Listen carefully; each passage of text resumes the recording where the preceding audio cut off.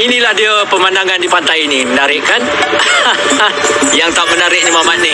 Mamat gemuk ni, nama dia Aiman. Dia memang suka merenung laut dan dia masih single. Nak tahu kenapa dia single? Tengok ni. Dah lah tu baju. Cik. Kau dah confess ke cinta kau kat Aiman? Berani kau tanya aku Macam mana aku nak confess kalau kau asyik potong je? Apa hal lah? Bosan. Awak kini tengah banyak kat kolam. Kolam? Jomlah, dia orang tunggu kita tu. Please don't touch me, sir.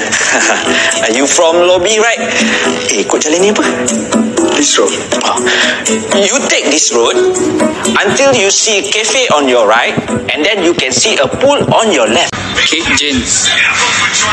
Kau Jane. Cake lah. Tidur.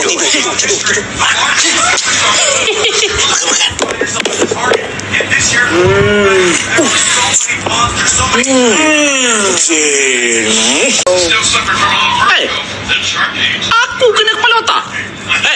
Kau tu jangan memilih sangat. Dengan perut kau macam tu, tak adanya perempuan awak nak dengan kau. Jangan simpan rantai tu dalam rumah ni. Buat nyiyuk rembat macam mana? Dia tu lah kaki judi. Tak judi macam dia. Nak.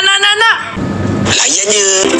That two ugly man, the fat one, not your type.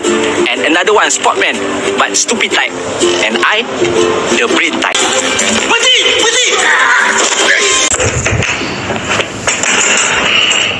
Hashtag kesian Jane. Rotek mana rotek? Yelah, aku selalu bawa motor. Kalau polis tahan, tanya rotek. Kalau tak ada rotek, Macam mana? dia putus cinta, bos. Lepas tu, dia kena tengking dengan Jane. Mana kau tahu? Aku teka je.